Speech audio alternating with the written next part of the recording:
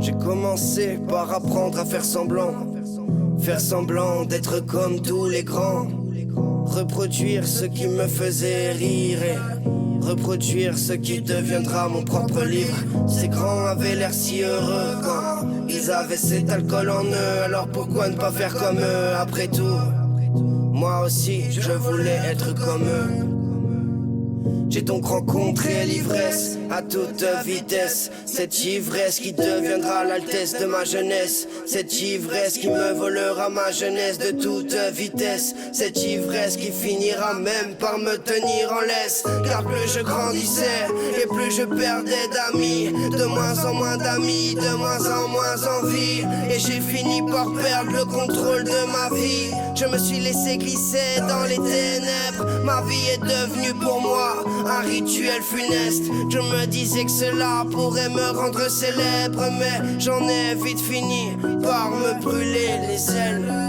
J'ai aussi fini par détruire tout ce que j'avais, tout en sachant que j'avais aimé tout ce que j'avais détruit. J'en ai fini par oublier qui j'étais, en oubliant même ce qu'était la vie. Et la mort est venue me voir, j'étais seul face à son miroir. Ma tête s'est transformée en un grand manoir. Seul, j'ai erré dans ces couloirs, les couloirs de mes histoires. Avec ces portes donnant sur ma mémoire, il faisait si noir et sans le moindre espoir. Jusqu'à ce que je finisse enfin par le voir. Il me fait voir ce que je ne voyais pas, comprendre ce que je ne comprenais pas, accepter ce que je n'acceptais pas. Jusqu'à la voir, elle, cette lueur d'espoir, accompagnée de son pouvoir d'accepter cet amour et ces détours qui m'ont rendu si lourd.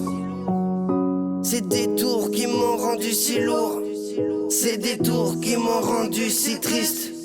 Ces détours qui m'ont rendu aujourd'hui artiste. Alors je me dis qu'il est temps de commencer à vivre pour moi. Vivre pour moi, on est dans l'autre.